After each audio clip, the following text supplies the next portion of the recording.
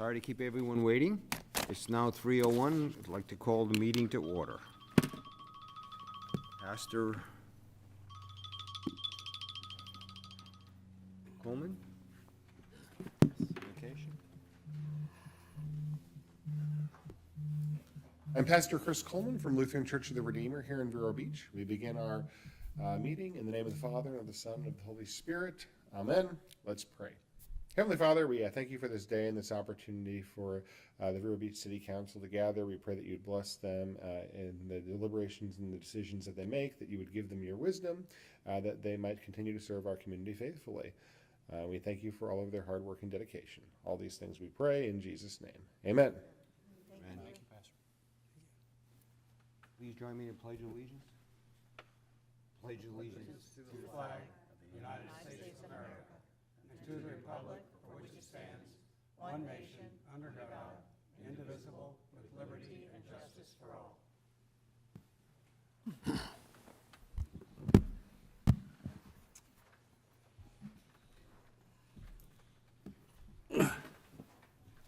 Roll call, please. Mr. Neville? Present.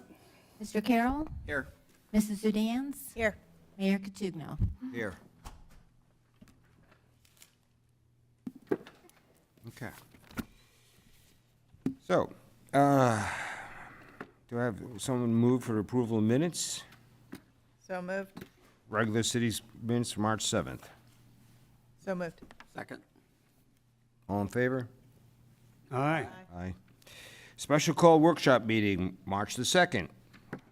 Someone like to move? I'll move for approval. I'll second that. All in favor? Aye. Aye. Okay, thank you. So we have no proclamations and recognitions today, I believe. So we can go on to our consent agenda. Agenda addition. Agenda, oh, excuse me, okay, agenda additions, deletions, adoptions. Thank you. Yes, I'd like to add under city managers matters, just a couple quick updates to give you an update on the Twin Pairs study, the parameters for that we were able to work out with the consultant, Brightline's upcoming schedule for closures downtown, and the Riverside Park boat ramp repairs. Okay, thank you. I have a report from the Florida Commission on Ethics on the matters that were pending before it. Okay.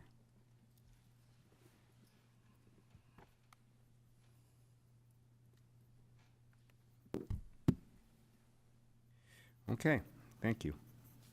So, I think we need to move for the additions to the agenda. Someone, I'll move for the additions to the agenda as outlined. Second. all in favor? Aye. Okay, so move, thank you. We can now go to our consent agenda, as we have no proclamations, recognitions, or, okay. Consent agenda, I move approval. Second. all in favor? Aye. Aye. Moving along, thank you. Public hearings, ordinances. An ordinance of the City of Vero Beach, Florida, related to the budget for the City of Vero Beach, Florida for the period beginning October 1st, 2022 and ending September 30th, 2023, providing and establishing revisions to said budget based on revised revenue and expenditure estimates, providing for an effective date. Thank you. Good morning, Mr. Mayor, members of council. What you have before you right now is our first budget amendment for fiscal year 22-23. That's the fiscal year we're in right now, about halfway through. And there's a combination of things in here to take care of some items related to Three Corners that were not in the budget when we adopted it last summer because we were not sure what the outcome of the referendum would be. And then also some things that you've already taken action on throughout the year, primarily capital projects that have come in at a higher than we originally estimated. And in your approval of each of those capital projects, it identified a source of funding and said that we would take care of it in a subsequent budget amendment. And so since we had the opportunity of this mid-year budget amendment, I've rolled those into that as well. So for the three corners, one of the things that I'm suggesting and that I put into this budget amendment as proposed is that we create a separate general fund department. That doesn't have anything to do with where that falls in the organizational structure or who that department and person reports to. This is just for accounting purposes to create a separate department for transparency and accountability for those funds and not fold it into other departments and kind of distort the expenses in planning and things like that as compared to prior years. So we've created a separate department called Three Corners / Capital Project Management. And in that, we've put a salary based on an assumed start date of April the 1st, which gives the city manager the flexibility as soon as he finds someone to get them on board, as well as some professional services costs provided to me by the city manager and the planning director as to those things that need to take place in the next few months in order to keep moving this project forward. The recurring expenses, we had a few revenues so far this year that have increased that are enough to cover the recurring expenses. The non-recurring expenditures, you do have per your fund balance policy, what's called an excess fund balance reserve. It's available to be appropriated at any time throughout the fiscal year or before the fiscal year for one-time expenditures, things that aren't going to occur year after year because it's a finite source of funding.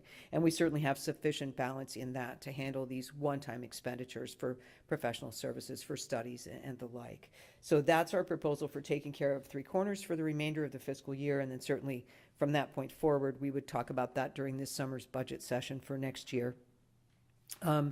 In both general fund non-departmental and the government capital and construction fund, Fund 304, those are the items that we talked about that you've already approved additional funding for, and they're just rolled into this budget amendment. For the airport, some adjustments to revenue and expenses for Breeze Airline, and again, those are things you've already talked about. We're just formalizing them in this budget amendment. And with that, I'm happy to answer any questions you might have. A question regarding Breeze Airlines. Are the puts and takes equivalent? In other words, the expenses that are being, by us, by the airport, are those being borne by the charges that we're getting from Breeze? Not at this point. There's really two sets of charges to Breeze. A portion of what we're charging Breeze is what's called their share of the airline requirement as established by the resolution that was adopted a few years ago. That share by the resolution is only 35% for each permitted carrier. So they're paying 35% of that airline requirement charges. There is another section of that resolution that allows us to capture 100% of any additional charges that are related specifically to their operation, and that would include the rental of the larger firefighting vehicle, as well as the additional person, and those will be captured from Breeze 100%. Staff, myself, and the airport director have been taking a look at that resolution to see if it can be amended to get more cost recovery from Breeze, even for the parts that are in there at 35% right now. But right now, it's sort of 35% of part of it, 100% of specific. So do you happen to know what the contribution is from the airport fund to cover the expenses that are Right for now, Breeze? the Breeze is, I don't know if I can dig around for this invoice. It's about $16,000 or $17,000 a month, and I want to say about 10,000 of it is the 100%, and maybe 5 or 6 is the 35% share. So whatever that leaves us. I think the airline requirement right now is $72,000 per year, and they're paying 35% of it. And Cindy, that's the same arrangement we had with Elite when they were here It as is. well. That resolution was adopted prior to Elite arriving. And, it's, if we had multiple airlines, it would be 35% for each. So it was constructed with that thought in mind, I think. And I only raised the question because the scope is greater now. There's a lot more stuff going on. There's fancy trucks and fire trucks and more staff and all that happening. And those are 100% recovery. The specific things that we had to do just because of Breeze's operation, like the fire trucks and the extra person, they are paying 100% as other fees and charges. But just some, sort of the ongoing support to airlines that we've identified in the resolution at about $73,000 a year, I think it is, that's only a 35% recovery. And we're working on trying to change that. Okay. I agree with you. As much as we can, it should be 100%. So. In regards to the Three Corners Capital Project Management, this bullet point 1, salary and associate personnel totaling $71,041. How was that number calculated? It's calculated based on a start date of April the 1st. So that's not the annual salary. That's just a few months here. I'll pull my numbers out. But that's the annual salary as well as, health insurance and some of the other associated things, so. Very precise. So that's 6 months? Is that 6 months? That's 6 It months, is right? 6 months. We advertised it at 80K, but we used the top of the range at 110. So it's 6 months at 110,000 per year, but there's also payroll taxes, a pension contribution, life insurance, health insurance for the remainder of the year. And so those are all included in that 71,000. Based on our looking for a project manager / consultant on this, is this an adequate amount of money to have been budgeted based off your feedback? I'll know a little more when we start the interviews. As you know, they were scheduled for last week and they got delayed because we were in Tallahassee. So they're scheduled for next week and the week after. I've got some folks in there that would probably be okay in that and some that probably wouldn't. So we'll see where we go. How many candidates do you have, Money? I have 8 interviews scheduled. Engineers, architects, Retired guys? yeah. Construction managers, Various and sundry. project managers, and from industry, so Okay. And those are all mostly local or all local, or? yeah. And probably because I said engineers first, it might be a little biased, but other than that. Well, if you put the A first, I would have been very upset. The other question, Any other questions that I can answer? RFP marketing 50,000. So what do we define as RFP marketing? That would be a good question for Jason or for the city manager. Yep. Gotcha. We're going to be, once we get the RFP developed, we just don't want to put it out on our standard, so we want to get this thing broadcast nationwide. Okay.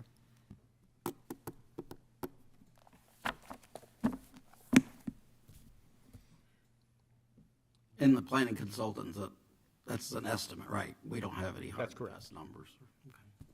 There's certainly some flexibility in there. And again, this is our first budget amendment of the year. It won't be our last. And so if the city manager comes to you and needs something different from that, you have the flexibility to do that between now and the end of the year, so. Okay.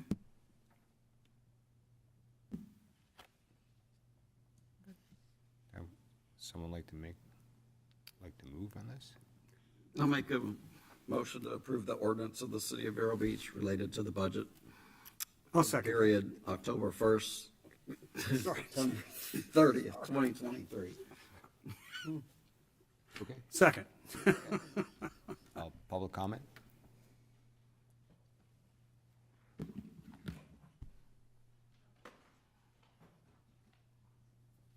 Hi, Barbara Ruddy. As you can imagine, I'm very interested in this project manager position. If I were younger, I would apply.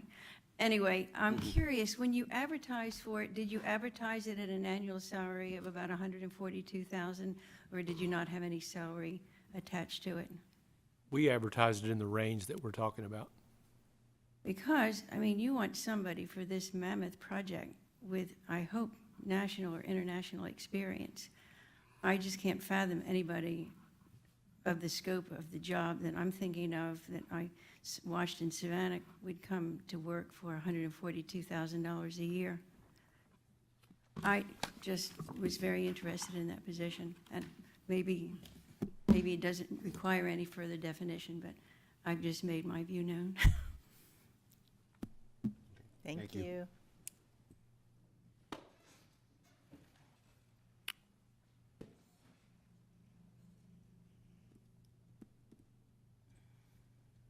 The record, Mike Johansson. It would appear from the timing of these two events that the project manager has got no input to the RFP, which he's going to end up managing. Am I reading that wrong, or? You're not reading that wrong. Okay. So he's going to be assigning, We're trying to move this thing along and not have it be delayed while we're trying to hire a project manager. We're having our financial firm help us develop the RFP. So but when you're part of the interviewing process, he's not going to have any sense of the scope of what he's going to be asked to do Sure. in the RFP. The RFP will be set out to attract developers with the parameters for their project, what they do to put together their package for the project. The project manager will take the project whenever it gets kicked off and move it through the process with land use changes, environmental reports, any other studies that need to be done, and then move it through the bidding process, the RFP process, bidding process for contractors and construction. Thank you.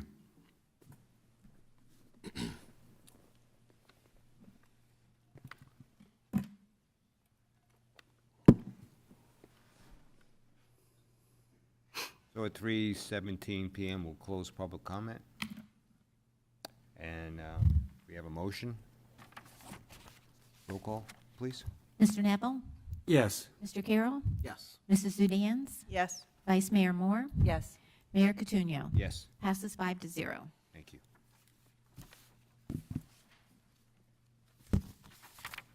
Okay, the next is an ordinance of the City of Vero Beach, Florida, providing for the imposition of additional court cost on non-criminal traffic infractions or violations pursuant to Section 318.18 11D Florida Statutes 2004, providing for the allocation of funds received from additional court cost on non-criminal traffic infractions or violations pursuant to Section 318.18 11D Florida Statutes 2004, providing for approval of previously collected fines, providing for codification, providing for conflict and severability, providing for correction of Scrivener's errors, and providing for an effective date. Mr. Mayor and Council, this is to codify a process that we've done for many, many years. It's authorized by state statutes. Having a local ordinance is not a requirement. However, our local clerk of the court, Jeff Smith, has asked us to prepare an ordinance to do that, and we didn't have any problem doing that. So we'll be collecting the same $2 on all non-criminal offenses and have that remitted back to us.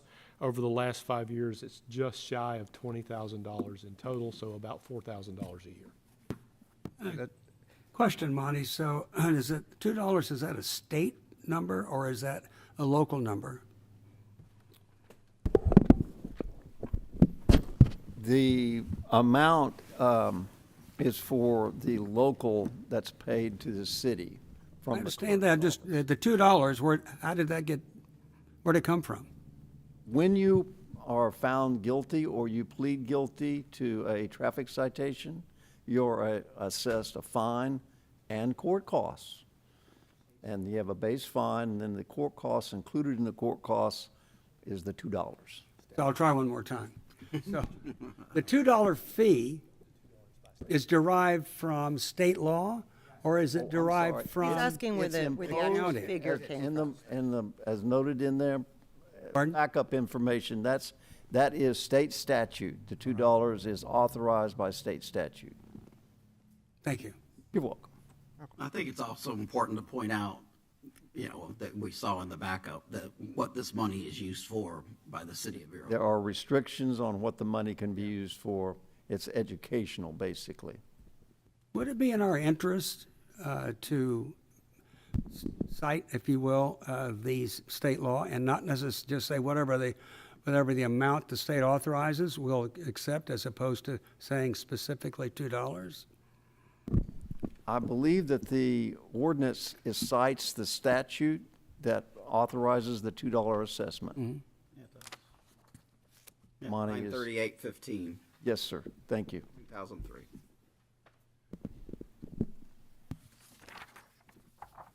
Thank you.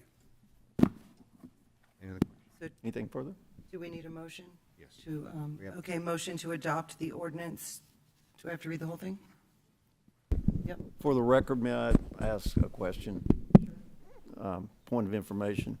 The vice mayor was late coming in, and under our rules for boards and commissions, there's nothing specifically regarding tardiness for council members.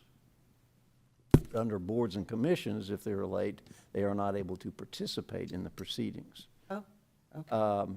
But like I say, there's nothing specific covering city council, and I don't know if that was the intent to extend it to city council, but I think I would like to have a motion authorizing the vice mayor to participate and acknowledging that her, as she was tardy, but that's excused, should we say. I make a motion to allow her. I'll second. They're all in favor? Just All in favor? Aye. Aye. Aye. Opposed? thank you. Okay, you're welcome. Okay. Okay, so I make a motion to approve the resolution of the City of Vero, to approve the ordinance of the City of Vero Beach, Florida, providing for the imposition of additional court costs on non-criminal traffic infractions or violations pursuant to Section 318.1811D Florida Statutes 2004, providing for the allocation of funds received from additional court costs on non-criminal traffic infractions or violations pursuant to Section 318.1811D Florida Statutes 2004, providing for approval of previously collected fines, providing for codification, providing for conflict and severability, providing for correction of Scrivener's errors, and providing for an effective date. Do I have a second? Do we have a second? Second. Public comment? Opening up public comment at 3:23:03. Closing public comment at 3:23:07. Okay. Roll call. Mr. Neville?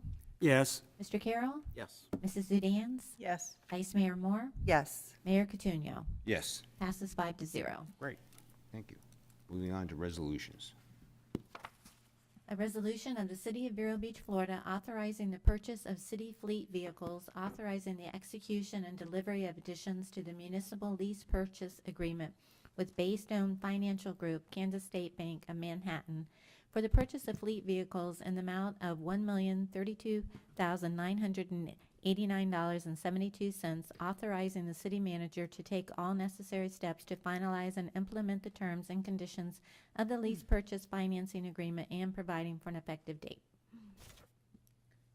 Cindy Lawson, Finance Director. So back in 2013, when we first noticed that our fleet was very old and needed replacing, we decided to start doing it through lease purchase financing rather than trying to budget cash every single year. We would spread this out over 5 years and get a rolling replacement program going. And we started that with the 2014-2015 budget year. And I do want to clarify, the lease purchase financing is just a car loan. It's not a lease in any way, shape, or form. What's special about municipal lease purchase financing is it contains a non-appropriation clause. So if for some future fiscal year in the 5-year capital plan you don't appropriate the funds to pay this, they will take the vehicles back. So that's the only thing that kind of makes it referred to as lease purchase, but it's not a lease. It's not based on mileage. We own the vehicles from day one. We purchase them. And so this has always been pretty straightforward until the last couple of years. We budget for them, the specific list of vehicles. You approve that as part of the 5-year CIP. And when we bring you this resolution, you're just approving the addendum to the financing contract as well as the specific vehicles that we're going to buy. But in the last few years, with availability issues and timing issues and supply chain issues, this has gotten a bit more complicated. So what you have in front of you today deviates a little from what was in the approved budget in the following ways. One, there are some police vehicles that we have not been able to get the pricing for yet. And if we continue to hold out to get that information, we will lose the pricing and the availability of the rest of these vehicles, of the public works vehicles. So rather than have that happen to us, we would suggest that we go ahead with this purchase and we will bring back those other police vehicles when we have the information and the financing available. If we can get the package buy over a certain dollar amount, typically around $1 million, bundling it together like that makes our interest rate better. And so since we're minus those police vehicles, what we've done here is we've included a street sweeper that we normally would buy separately on a 6-year loan. We've bundled it in with the 5-year purchases, so that we would get over the $1 million mark and take advantage of that slightly lower interest rate. So everything's in here, the street sweeper's in here too, and it's at a lower annual, like it's 5 years instead of 6, just to help us save some interest on all the rest of the vehicles. And so it makes things a little bit over budget in a couple of places, but nothing that we can't handle. I think it's $7,000 per year in Fund 302 and like $6,000 overall in Fund 304. So we're suggesting that what really matters is not the price of the vehicles, which is supported by the borrowed funds, but the annual debt service is what really hits your budget. And neither one of those deviations are very much, and we think we've got that within unappropriated funds. So what we're suggesting is that we go ahead with this purchase, and then when we have the other vehicles available, we'll bring that purchase back to you, and then we'll hope we get them, because we actually have some vehicles from last year's purchase that we've been waiting on for quite some time, that we were informed like a couple of weeks ago that they just are not going to send them to us. So we continue to have What? supply chain issues? Yeah, okay. And on the street sweeper, are we gonna allocate that to the stormwater utility, or is that? That is in the stormwater utility. That's part of the approved 5-year CIP for the stormwater utility. What type of vehicles are we purchasing? Just, There's a list attached to the resolution, sort of sprinkled around. There's some police vehicles. Let me see, Exhibit A to the resolution, I believe. We have the street sweeper. We have a 3-yard loader for streets. We have a flatbed for streets. We have a rear-loading garbage truck, I think it is, for solid waste. And then we have some police vehicles, 3 police vehicles. 3 times, yeah. I saw, I must not have picked that one. Thank you. But out of those vehicles, 3 of them are large, heavy equipment that are $200,000 a piece or more. So that's why the buy is over $1 million. And once we order them, how long does it take for them to arrive? Again, that would have been an easy answer a few years ago. As I pointed out, we've ordered them and have them come in a subsequent fiscal year. We've ordered them, and as happened to us recently, been told after 8 or 9 months of waiting for them that they're just not going to fulfill the order. So it's been a challenge, and these are state contracts, Wow. So it's not just a dealership that we're working with. We're working with dealers that have won the state contract pricing and just don't have the availability. Does the price have anything to do with it? Does the price have anything? In other words, the trucks if the trucks are dear, or the Suburbans are dear, or whatever we're getting, They are selling these to us on state contract pricing. So when they bid the state contract, they guarantee, certain pricing for certain vehicles. I think it's availability, and I think, I don't want to speculate. Yeah, I mean, okay. certainly they have to give a certain amount to the state contract pricing, but they also are actually dealers as well, and so I don't know what their requirements are to fulfill their state contract obligations, but it's just been a challenge. Kind of the same for us as it would be for anyone that walked onto a dealer lot to try to buy a vehicle. Although I wouldn't advise buying a street sweeper because the gas mileage is terrible. And your neighbors won't like that early in the morning either. It's tough getting over It the beeps when bridge, you too. back up. Okay, so, someone like to move on this? I'll motion to approve the resolution for the city street fleet vehicles, City of, yeah. Get it read. the purchase of the city fleet vehicles. I'll The second. whole thing, really? Ah, okay. All right. Motion to approve the resolution of the City of Vero Beach, Florida, authorizing the purchase of city fleet vehicles, authorizing the execution and delivery of additions to the municipal lease purchase agreement with Baystone Financial Group, Kansas State Bank of Manhattan, NKA KS State Bank, for the purchase of fleet vehicles in the amount of $1,032,989.72. Authorizing the city manager to take all steps necessary to finalize and implement the terms and conditions of the lease purchase financing agreement and providing for an effective date. Second. Public comment, opened at 3:30. Closing at 3:30. Roll call? Mr. Neville?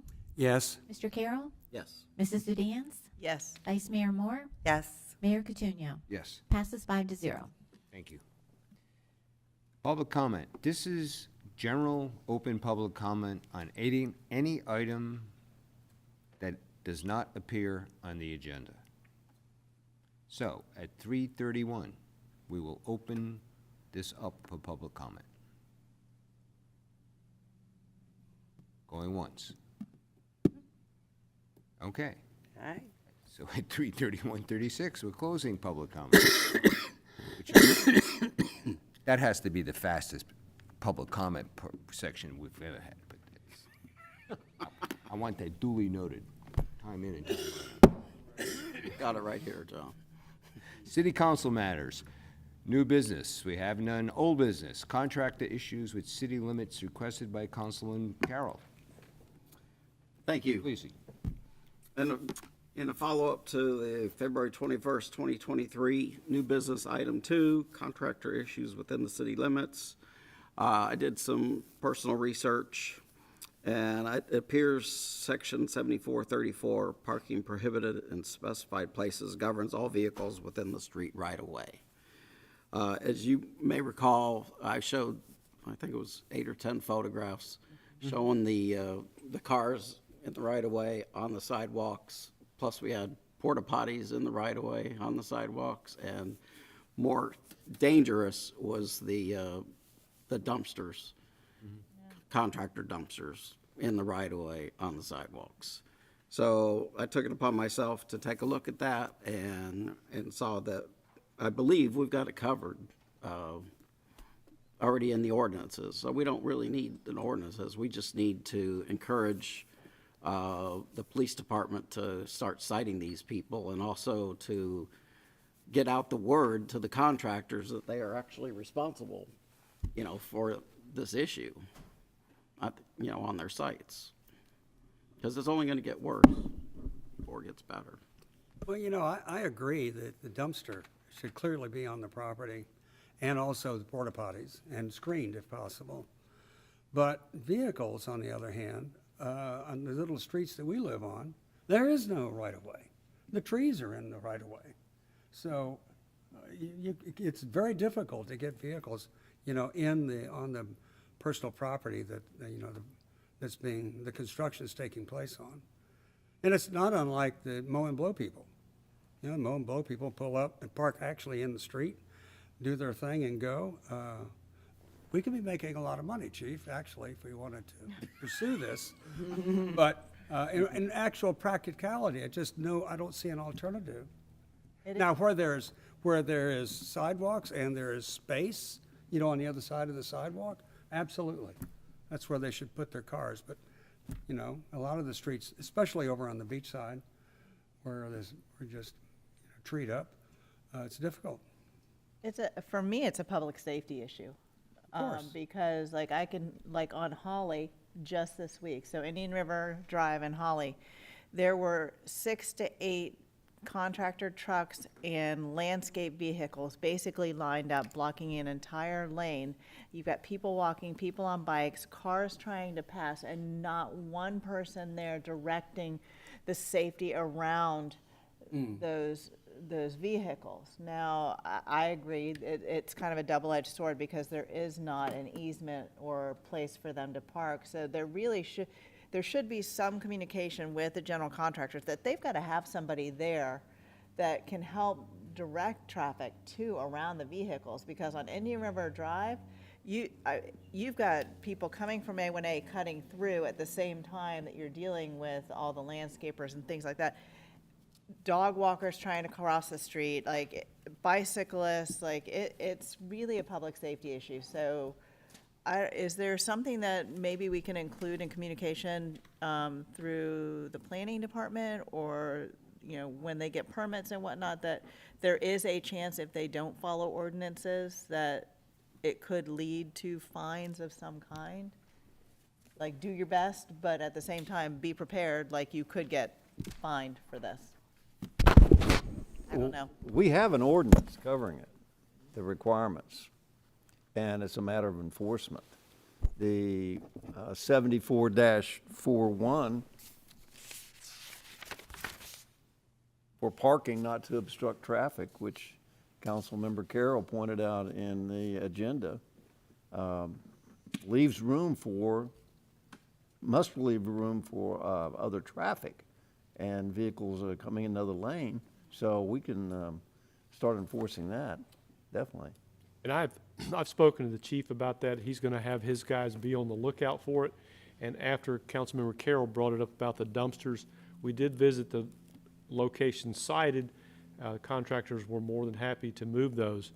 But we can reach out to the companies that have non-exclusive dumpster franchises with the city and make them aware that those dumpsters have to be located on site. We'll do that as well. Okay, Okay. thank you. And same thing with the porta potties. And the porta potties. Thanks for bringing it up. Thank you. Good. Good job. And thanks for enforcing, chief and crew.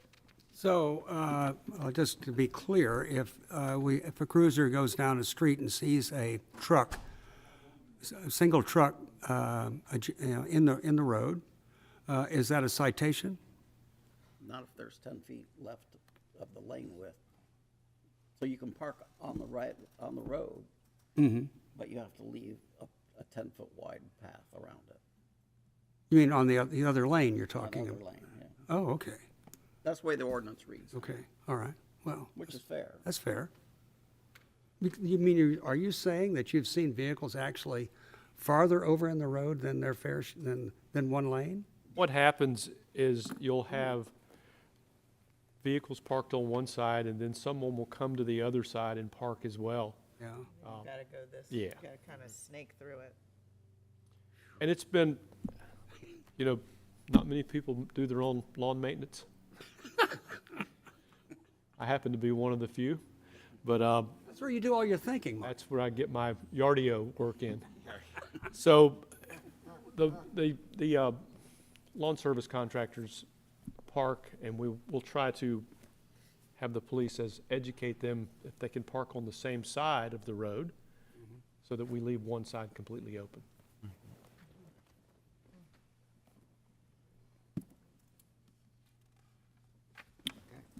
Thank you.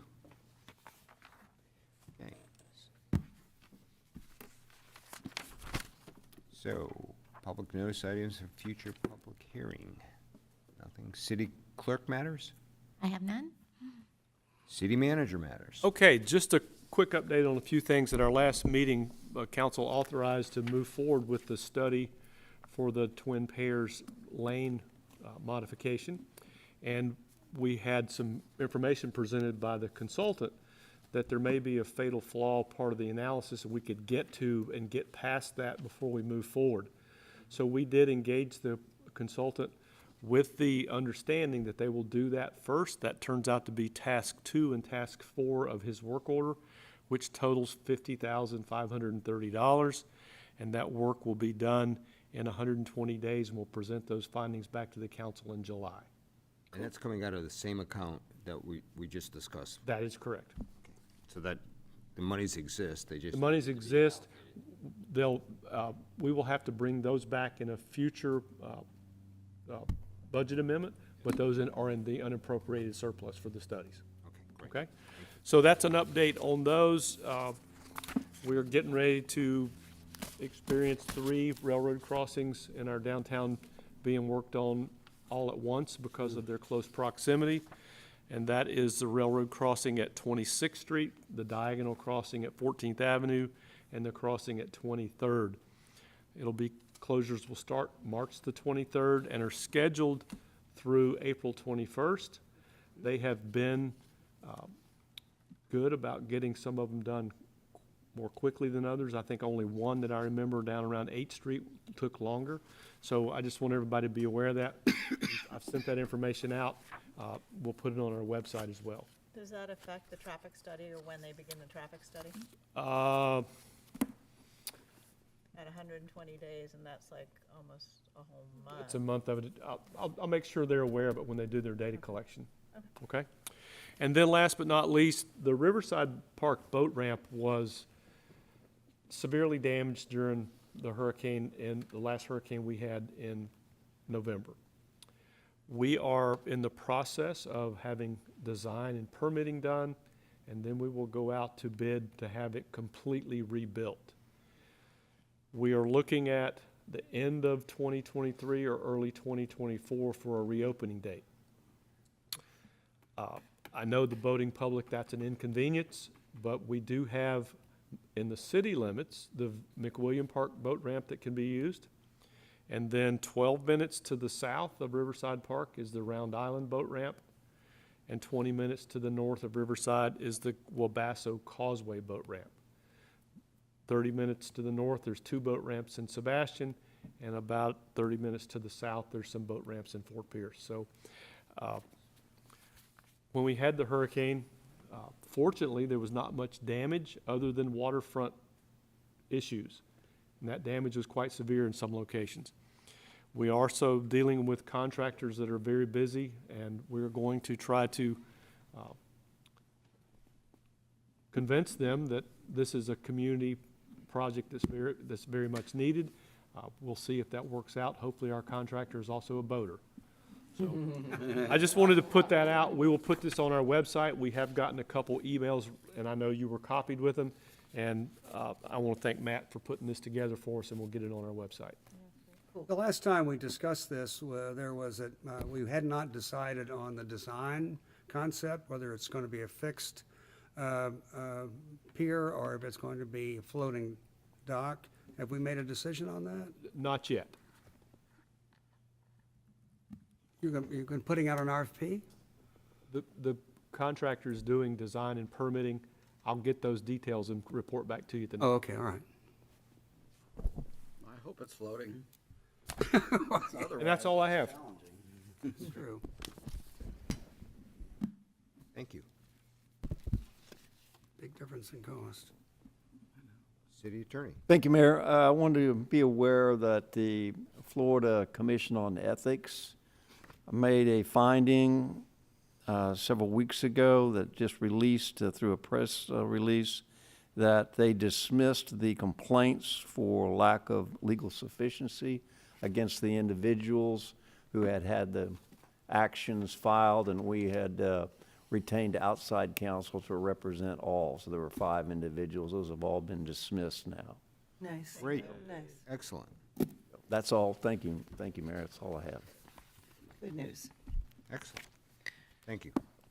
I guess we'll go into council member matters. So we'll start off. I've got a number of items here. The one near and dear to my heart was that we had the final performance of the season last night for Chamber Music Society Lincoln Center over at the community church. It was the most successful of the 3 performances that they had. That's the feedback we're actually getting from the director and the actually tour person who handles the tour as they go out. And they are planning to come back next year. And rumor is, I think, pretty founded that they will begin to take up what they call a residency in Vero Beach. So that has become a resounding success for our city. And in talking to some of the musicians after the performance last night, they were very impressed with the turnout, and not only turnout, but the demographic of the turnout. We had a number of the Gifford Youth Orchestra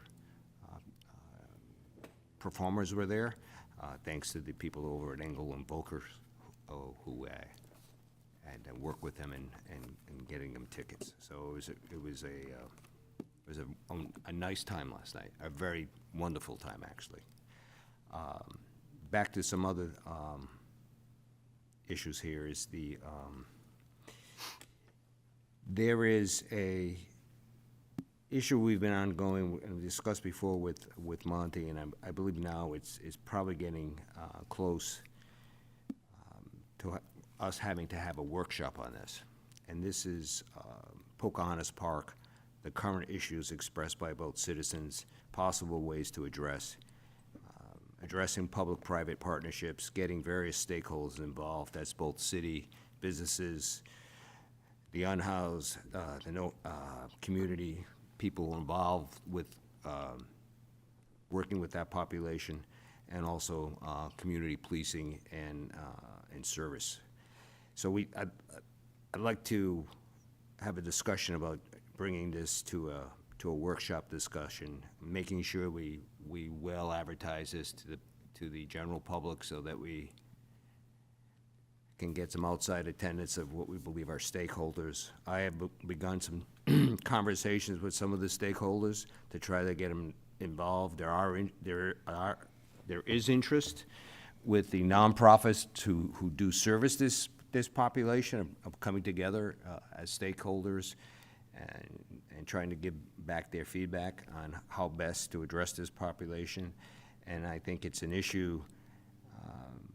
I had an issue. I was a confrontation just yesterday down there when I was attending a meeting over at Rio Coco. So I think it needs to be addressed, and it's a concern. And I think it really goes, which is my next topic I'll discuss with, the downtown master plan, a workshop to discuss that.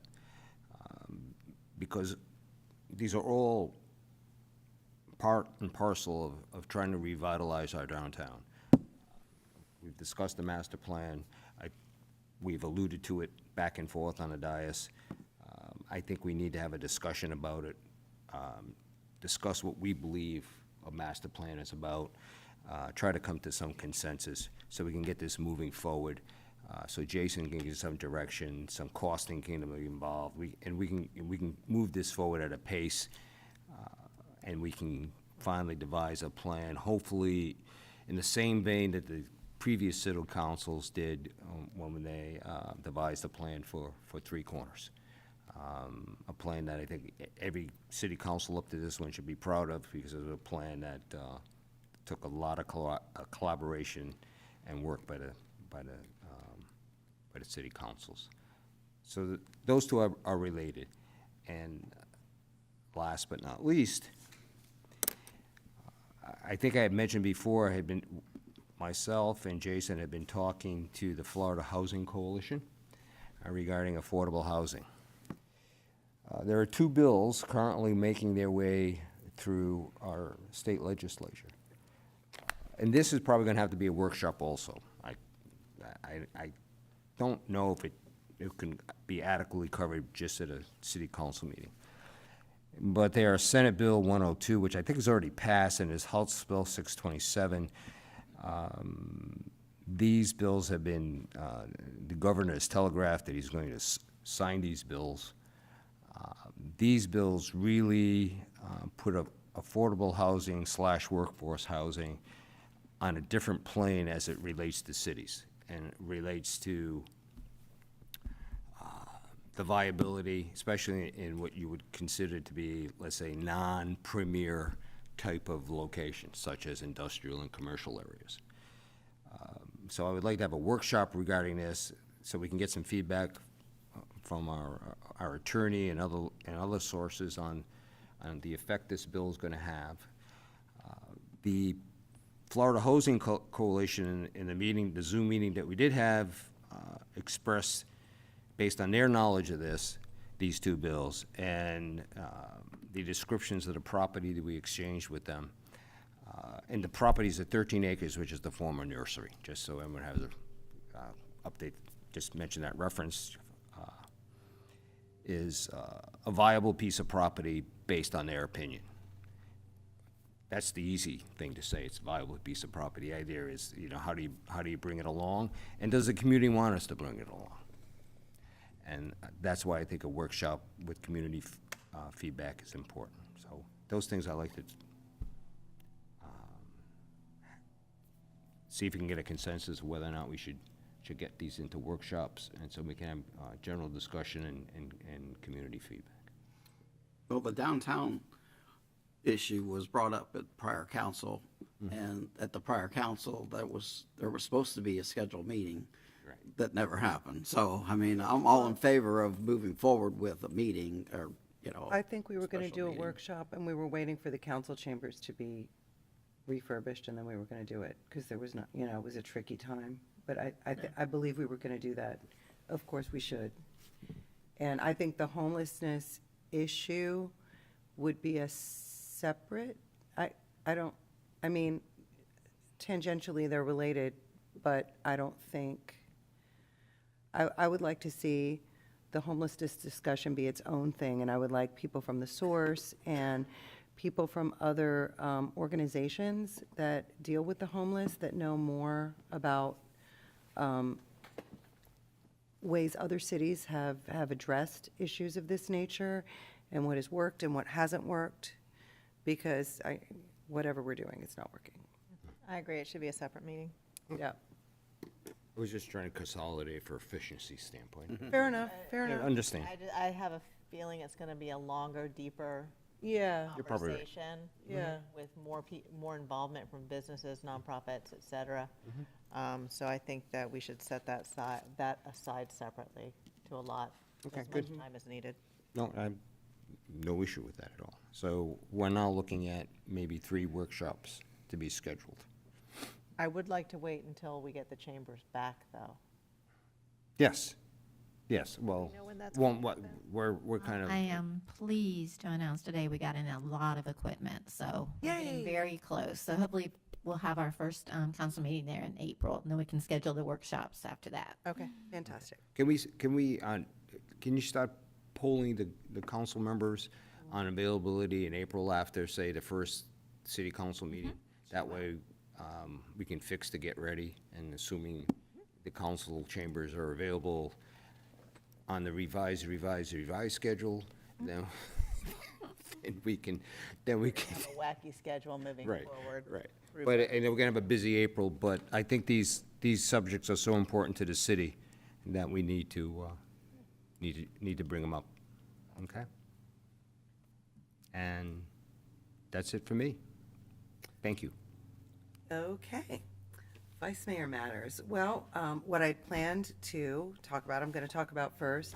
And to a really cool business that opened up downtown. I think that a lot of people don't necessarily think of downtown as a place to shop, but across from Kilted, on the other side of the parking lot, between us and American Icon, there's a really cool resale clothing shop. They are, when I walked in, I was like, this reminds me of a place I was in Asheville, and it is apparently the same owner as the one in Little Five Points.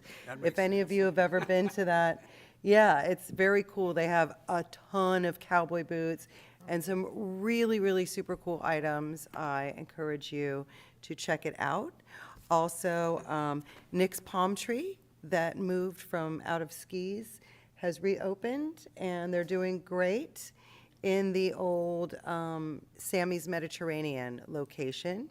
So absolutely give that a try.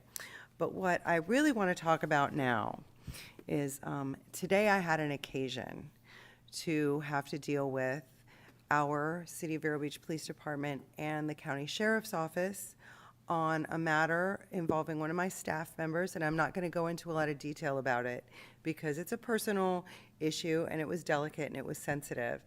I just want to say how grateful and proud I am after dealing with these two agencies of how our police department, I'm even getting a little, was so sensitive and so empathetic and really went out of their way, and it was an awkward situation because the residence was in the county and my business is in the city, but I'm so proud of the job that our police force does, especially after the experience I had today dealing. Thank you. And that's all. I'm just so, yeah, what a great group we have. I agree. That's wonderful. I know, it was very emotional. Okay, that's all I have. Yes, sorry. So you took two of mine, which was great. I really, really enjoyed the music last night. It was fantastic. I made my husband go with me, kicking and screaming, but he was so happy. And then we were able to have dinner with musicians afterwards and get to know them a little bit better. And they were so excited about how well received they were here in Vero Beach. It was amazing. So I'm so glad that I was able to do that. Homeless situation has been on my list of things, so thank you for bringing that up. And I think we all have you know, in our own way, either walk downtown, talk to businesses and whatnot. So we need to figure out a solution to that. I did get in my email an article from the New York Times. Is that what it was? Yes, yes. I read that one. That was very interesting. That's what can happen if nothing is done. Another that's where you great can finally resource end up. is a documentary that was done called Seattle is Dying. It's another great resource. So I would encourage people to, you know, do a little research before you come to the workshop so that you know, can really engage in conversation. So thank you for bringing that up. I appreciate that. Other than that, I don't have anything There else. is, by the way, there is active interest from the 501c3s and both religious, non-religious, Yeah. who service that population, because Yeah. they even have issues with it. Yeah. And they're more than willing as stakeholders to come in and have it, you know, hopefully we can get them into the workshop. Yeah. Sounds good. Thank you. So thank you for bringing that up. Yeah, that is it for me. Thank you. Just a couple quick things. I attended the Italian Festival last Sunday. What a fantastic event that is, and it brought back fond memories. I used to take the kids there when they were younger. Of course, they didn't like it, but forced them to go anyway. And St. Patrick's Day downtown, I was there for hours and hours and hours, unfortunately. or Not as fortunately. many hours as I was. No, that's true. But we passed in the night. What a fantastic event that is. And, you know, talk about parking issues. There was parking. People were parked everywhere as far as I could see when I pulled out. It was amazing. So thanks to that. And then youth sailing. For the first time since I moved back to Florida in 1989, I'm no longer a boat owner. I donated my boat to youth sailing the other day, and I was so happy to do it. I had done. Well, my wife's been all over me for years. What are they gonna, I thought what they did, what are they gonna do with a super yacht? A super. They are going to refurbish it and put it on the market, in all probability. But it just generates from the, you know, a couple weeks ago, I think I mentioned that I was over there just taking a look at the property and seeing how much progress they've made over the years. And I just said, I think this is such a great organization. I'm going to give what I can. So, so now I don't care about that boat ramp. Can we They have a boat continue to send you your bill for the slip in the dry storage building? I don't think Tracy will pay it anymore. Thank you. That's all I have. So I also was at the concert last night, and it truly was exceptional. The music was wonderful. It was approachable, which is always important for the audience that we have in Vero Beach. And I think they made some excellent choices in programming for it. Some of the earlier programs, on the other hand, were a bit esoteric. So, but this one was outstanding. And so when it comes, I just thought I would, a little shout out for another musical organization that comes to Vero Beach 4 times a year, and that's the Atlantic Classical Orchestra. I don't know if anybody's familiar with that, but I hope they are. I know you are, Barbara. They're an exceptionally good orchestra. So typical orchestra is over 100 members. This one's got 60. But the sound, as far as I'm concerned, is fully equivalent to a full, you know, like New York Symphony or St. Louis Symphony or one of those. And their programming, again, is outstanding. It's the kind of music people can hum, and it's delightful. And I encourage you, there's one more performance. There are 4 performances per year during the season. It's called the Masterworks. And the last one is actually on, let's see, that's Thursday, April 13th at the Community Church. I encourage you to grab a ticket and go. I think you'll be pleased with it. And now is the opportunity for getting your season tickets, if you will, for next year. And the programming there is also, I mean, if you go on their website and you see the programming, I think you'd be quite impressed. So I encourage you to take a look at this organization. One of the things about it is they pull musicians from all over the state, and they come together and they perform. It goes in Vero Beach down to Fort Pierce to Stewart and Palm Beach, and they do that successively over a week, and then they all go back to wherever they came from, and it's just it's a wonderful program. And the conductor, not to belabor this, but the conductor is I knew him when he had first started in St. Louis. He was the assistant conductor there, and he handled the youth orchestra, and he was just outstanding at it.